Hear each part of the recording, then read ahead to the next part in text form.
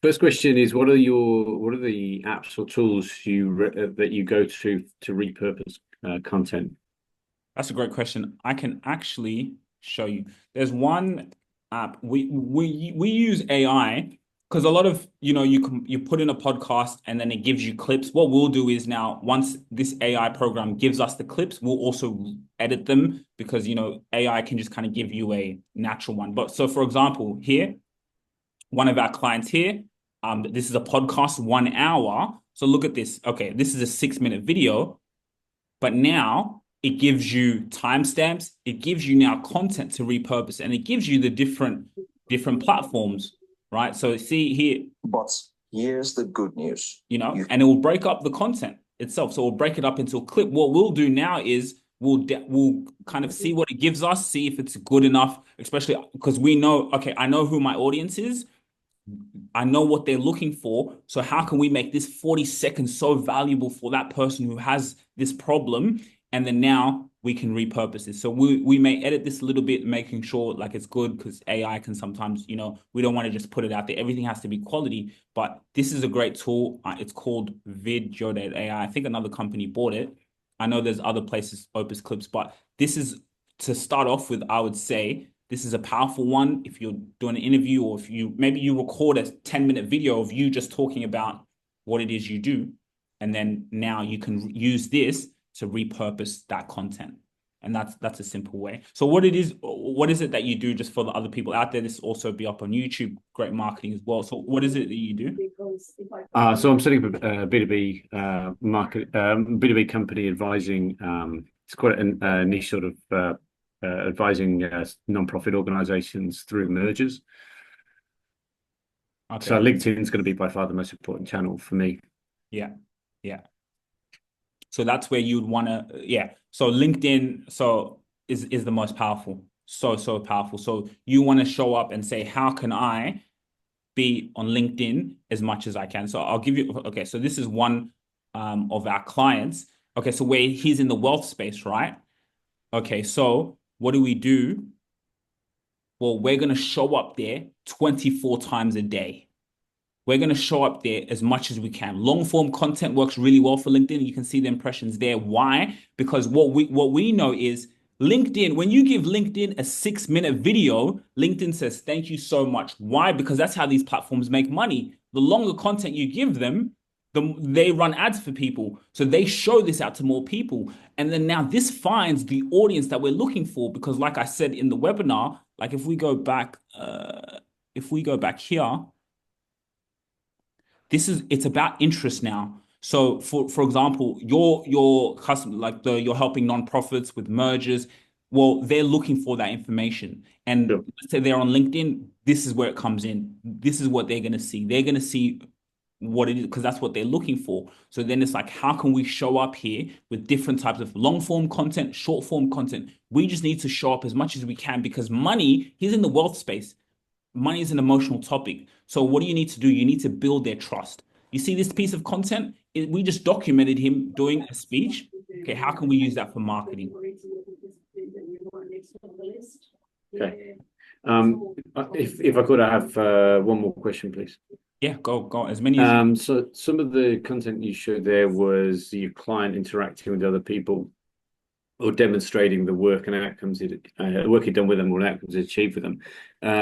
Do you or your clients ever experience pushback from the people they work with that they're uncomfortable or there needs to be a process in order to be sharing content that features them or their work?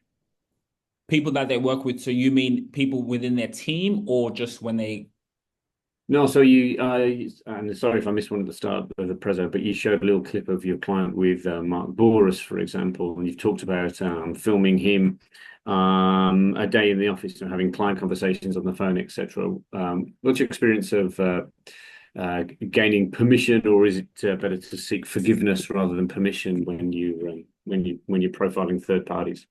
That's a great question. So there is a process. So for example, let's say something like when we do the podcast, we send out a media release form, saying, hey, you're going to be on the show, this and this. And of course, they accept it because they want to come in and be on your platform. So that's one part of it. When it comes to, let's say, a client conversation, again, I'll come in, record my client talking on the phone. we don't necessarily even have to put what the other person said because of confidentiality things. We can just keep what he's saying and the value that he's providing. Because in a meeting, you're always providing value anyway. So we can just use those short form clips there, or we just ask the person, hey, I'm just recording this for my personal branding, my marketing. Is that okay? So you have those two things. Mark Boris, when we saw him, we came with the camera and said, hey, can we, do a small interview? Well, Mark Boris is a shark. He's been doing this since day one. So of course he was like, you're talking, he does it himself. So that's why it's so powerful, because when you do it, people want to be around you. No one's going to say no. Usually in a situation like that, people are not going to say no. And that's why, again, you look at, like, for example, with the nonprofit and the B2B space, what we do is what works amazingly well. Don't even go and try and approach someone's business. Let's say you have a solution that you can provide them. You say, hey, I'd love to have you on my podcast to talk about the situations and what are they going to say? They're going to say yes. And when they say yes, they spend that time with you. You're helping them market. Then they say, you know what? After that podcast conversation, I really like that. Then they want to go and do business with you. Even if they don't do business with you, you're showing yourself in that authority space, and that content you can leverage to get other people who have that same problem and garner that. So it's a win-win situation. But a great way, I think, even in your space, is like, yeah, I'd love to have you on my podcast. And no Yeah, one. so we don't all run podcasts, I'm sure, but the nearest equivalent would be to record each client or section of clients at the end of a job about their experience, and then repurpose that video content as opposed to repurposing Correct. So would podcast. you be saying, like, in an interview per se, or? Yeah, I could. I've just written a note here to on the completion of each project, you interview the client about how well it went, and that produces great video content then to repurpose and use.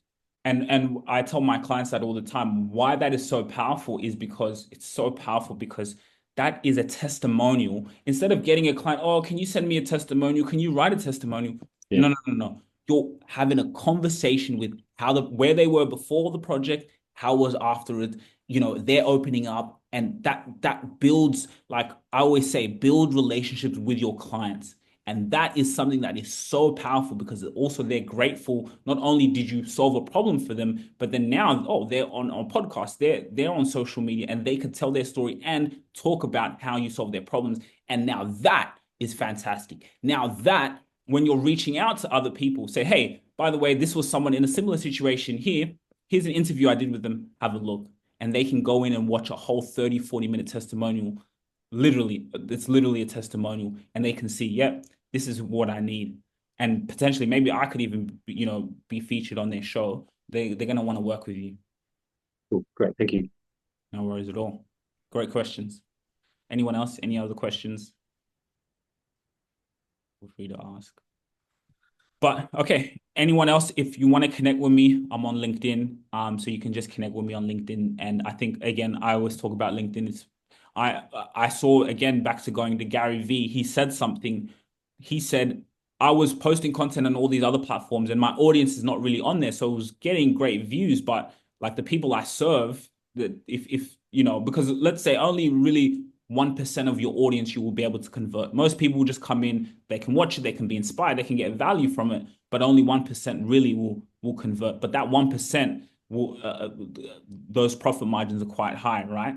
So I saw a video, Gary Vee said, post on LinkedIn straight for 9 months straight, and it will change your life. He said that. And we already had all the content, so it was just about repurposing it. But post on LinkedIn for 9 months straight, and it will change your life. And my goodness, was he right? Yes, it took patience. Yes, it took consistency, which is the biggest word when it comes to all of this. You already know that in your business, consistency. But when I did that, it changed my life. Why? Because not many people are doing it. Not many people are posting on LinkedIn, right? Especially good content. So if you just post, they say 1% of people post on LinkedIn. So now if you just post on LinkedIn, I promise you it's going to change your life, especially if that's where your audience is, of course. So yeah, really powerful. So you can connect with me on LinkedIn.